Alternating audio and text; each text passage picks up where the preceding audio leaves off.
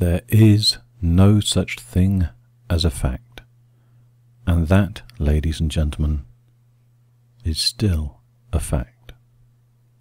Hello. It is August 2013, and I am AlexFate.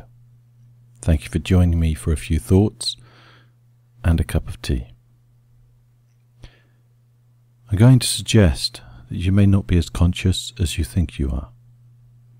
Now, to some, that's going to sound arrogant. But the more we learn, the more we realize there is yet to know. And the more we understand, we realize that knowing is itself a limitation. Now, the other day, I was sat by the sea. It was a beautiful sunny day, and the people strolled up and down the promenade, some to the left, some to the right, and I couldn't help but wonder, what do they do? What do all those people do? Now, when someone asks you that question, the instinctive reaction is to say, oh, I'm a postman, I'm a butcher, I'm a baker, I'm a candlestick maker. You talk about your job. But I don't mean your job. I mean, what do you do? What do you do for your life, for your world, for who you are? What do you do? What are you? So I sat there, and I observed. I detached myself from their world and let them just walk past me, as if I was a ghost. One man walked against the tide of the people strolling to the left and to the right. He headed straight towards the sea. And then, when the ground beneath him stopped, so did he. Why? Why didn't he go into the water? What made him walk there in the first place? Had he decided to go there? Or was his body leading him there? At the time it felt as if his body was walking, just walking endlessly, until it could walk no more. And then he seemed to be vacant, stood there staring. Did he even know where he was? When I say, what do you do? What are you? We live in simple times, and so these days we use simple words. Some people would define us just as people. Others tend to use the phrase mind, body, and spirit. 3 simple words to define us. I've already suggested that the man was led by his body, that his legs were on autopilot, walking forwards, one foot in front of the other.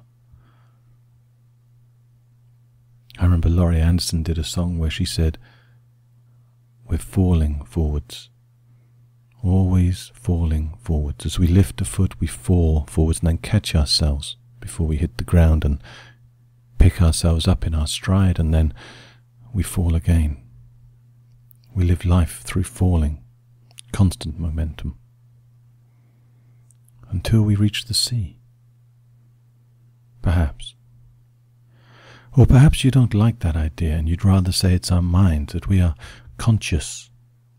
We make a decision to walk to the sea, or to walk anywhere. We decide and our body will follow.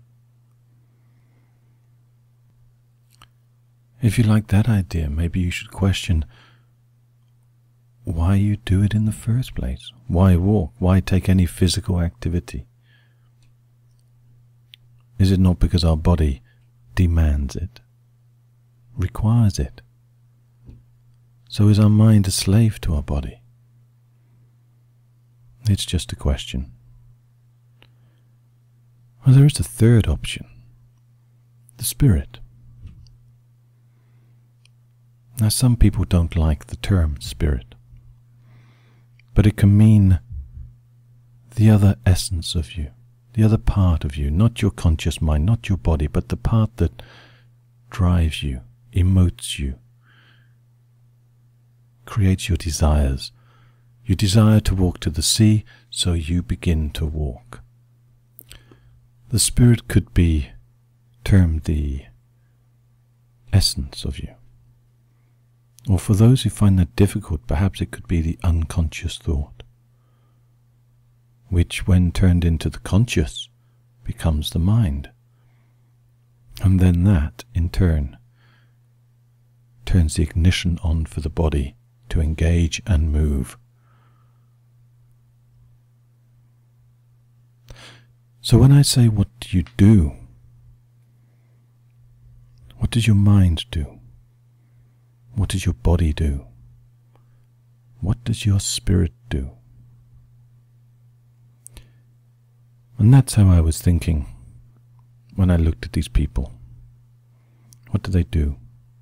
What made them be there? In all the aspects of them, what drove them to be at the sea, to walk until they could walk no more?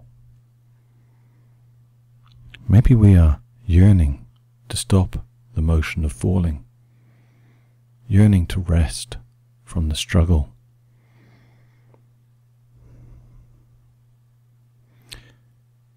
But there are more questions.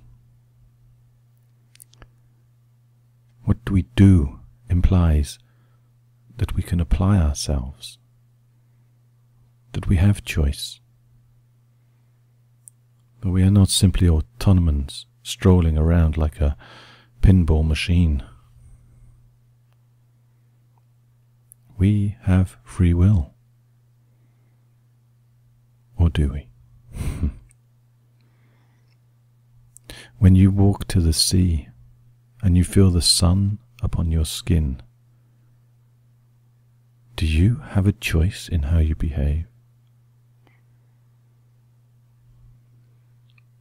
These are not new questions, but they are mine. I said we live in simple times with this mind, body, spirit understanding. It's only 3 elements. We can be broken down into more, many more. For example, we were once broken down into 5.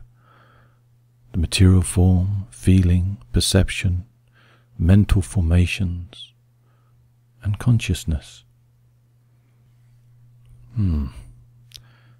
What do you think consciousness is? Is it inside us, in our minds? Do we create it? Or is it something outside of us that we connect to? When you perform an action, when you apply yourself, do you believe you are consciously creating that? I ask you to stop, to sit at a cafe, to sip some tea, to concentrate upon your breathing, to slow yourself down, and just watch. Observe the world as it moves at a different speed, the speed that you were connected to, but you, through practice, can separate yourself from. Do you know there was a scientist? There is always a scientist. And he showed, he proved, he created a fact. He showed that when we consciously make a decision, our mind has already decided what we would do. And this gap in his particular test was not a fraction of a millisecond. It wasn't a blink of an eye. It was up to 7 seconds long.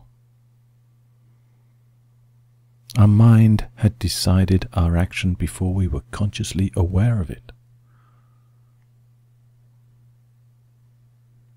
That means that an observer who could see into the mind could become consciously aware of what that person would do before that person would do it, and before that person even knew they were going to do it.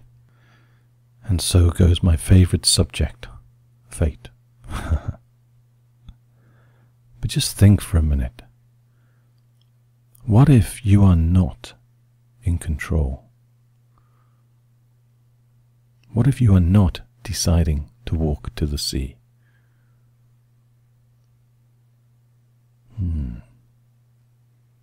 Look at the people around you. Do you think they are consciously making the decisions that they make? And even if they do, how is that conscious decision formed? Just sit still and stop. Look at the people. But I'm being a little unfair. What is my view, perhaps? I'm saying all these things as if they're facts, and as I started out, saying there is no such thing as a fact. For me, the scientist's view is deterministic. One mechanism unfolds. It creates another. Cause and effect. One action leads to another and we just go along. Perhaps the trick is not to see us as 3 or 5 separate elements, or our work, or our own motivation, our application. It's to see us as one. That we are not just connected, but we are interconnected to all aspects of ourselves. When we walk to the sea and we stop, all aspects of us are driven, are touched. Our spirits are touched, our minds are touched, our bodies soak in the sun, the air, we breathe the air, and we stop. Alas, as Hamlet might say, perchance to dream. And in the dreams, that's where we see our monsters. Perhaps we are afraid to sleep, so we cannot see our monsters, to avoid looking in the mirror at our darker sides. And that, perhaps, is why we keep walking and walking, until suddenly we find ourselves in front of the sea, and we can walk no more.